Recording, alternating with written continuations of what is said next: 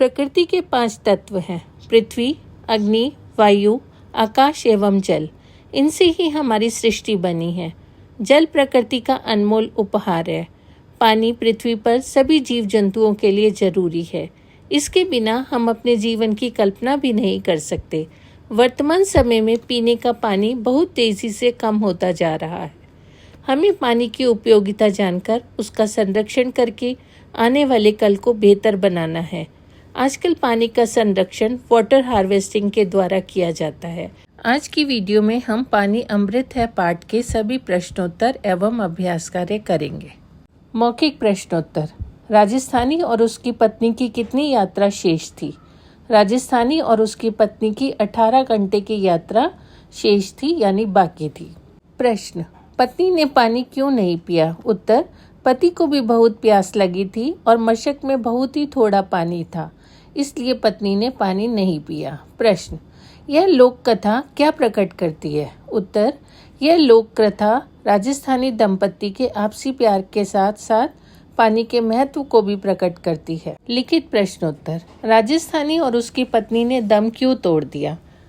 उत्तर, दोनों को प्राण बचाने के लिए पानी चाहिए था। पानी बहुत ही कम था।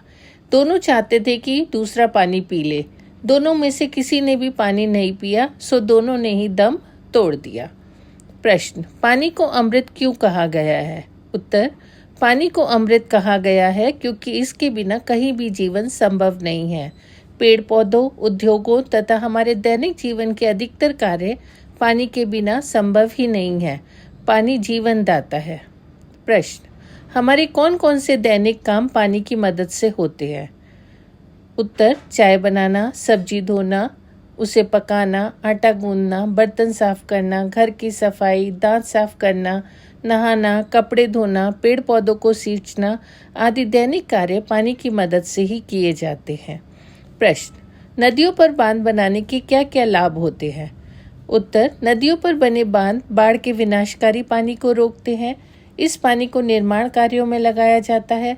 पानी को ऊंचाई से गिराकर बिजली का उत्पादन किया जाता है। नहरें निकालकर पानी के बहाव की दिशा मोड़ दी जाती है और उन स्थानों पर पानी उपलब्ध करवाया जाता है जहां पर इसका घोर अभाव होता है।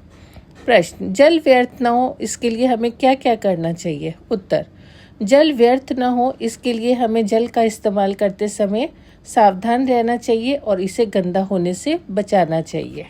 प्रश्न, खेतीबाड़ी में पानी का उपयोग, इस विषय पर 4 पंक्तियां लिखो। उत्तर, पानी से ही धरती नरम और उपजाऊ बनती है, तभी किसान वर्षा के बाद उसमें हल चलाकर खेती कर पाता है।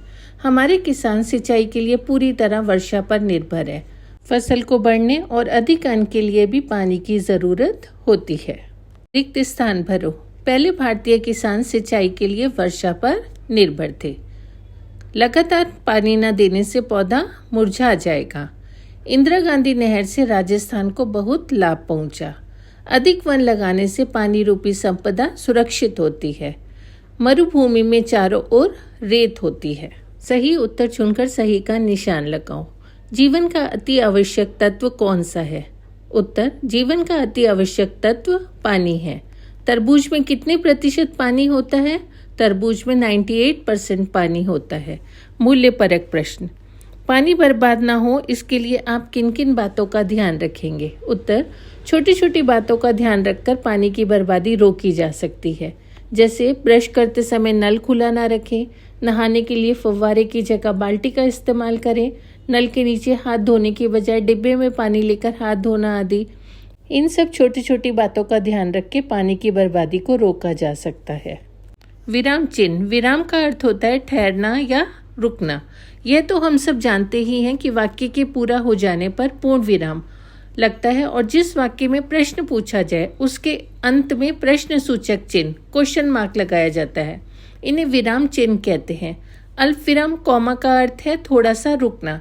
यह चिन्ह कई जगह पर लगाया जाता है, जैसे एक ही तरह के अनेक शब्दों के बीच में, जैसे रमन, मोहित और शौर्य तीनों नाम है तो हमने रमन और मोहित के बीच में कॉमा का अल्प विराम का प्रयोग किया है। वाक्य के शुरू में आने वाले हाँ या नहीं के बाद भी अल्प विराम का प्रयोग होता है, जैसे हाँ हाँ मैं अभी आ रही हूँ। संबोधन के बाद किसी को एड्रेस करते हैं, जैसे रणजीत तुम कब खेलने चलोगे। रंजीत के बाद अल्पविराम का प्रयोग हुआ। वाक्य के बीच में जैसे वह स्टेशन पहुंचे ही था, अल्पविराम उसकी गाड़ी खराब हो गई थी। उद्धरण चिन्ह इन्वर्टेड कॉमर्स को कहते हैं किसी की बात को ज्यों का त्यों लिखते समय प्रयोग में आता है। जैसे माँ ने कहा हर काम समय पर करो। नीचे लिखे वाक्यों में पूर्ण विराम, प्रश्न सूचक, अल्पविराम तथा उद्धरण चिन्ह लगाओ। हलक सूख्यो है, पानी है, पत्नी ने शर्माते हुए पूछा। इस वाक्य में उद्धरण चिन्ह, अल्पविराम, प्रश्नवाचक चिन्ह और पूर्ण विराम का प्रयोग किया गया है। चाय बनाना, सब्जी धोना, उसे पकाना, आटा गूंदना, बर्तन साफ करना, क्या यह सब पानी के बिना संभव है। इस वाक्य में अल्पविराम और प्रश्नवाचक चिन्ह का प्रयोग किया गया है। ना, सिर हिलाते हुए पत्नी बोली तू पी। इस वाक्य में उद्धरण चिन्ह और अल्पविराम का प्रयोग हुआ है। मनुष्य, पशु पक्षी, पेड़ पौधे सबके लिए पानी आवश्यक है। इसमें मनुष्य, पशु पक्षी के बाद अल्पविराम और अंत में पूर्ण विराम का प्रयोग हुआ है। रेगिस्तान, कजाकिस्तान जैसे अन्य 3 शब्द हैं, हिंदुस्तान, पाकिस्तान और अफगानिस्तान। प्रश्न, प्रत्येक पंक्ति में जो शब्द समानार्थक नहीं है उस पर गलत का निशान लगाओ। मरुभूमि, रेगिस्तान और मरुस्थल समानार्थक है और उज़्बेकिस्तान समानार्थक नहीं है। नित्य प्रति, हर रोज, प्रतिदिन समानार्थक है और निशिदिन समानार्थक नहीं है। गंदा, दूषित, प्रदूषित समानार्थक शब्द है, जबकि साफ समानार्थक शब्द नहीं है। बेकार, व्यर्थ, निरर्थक समानार्थक शब्द है और सार्थक समानार्थक शब्द नहीं है। कुछ जानकारी।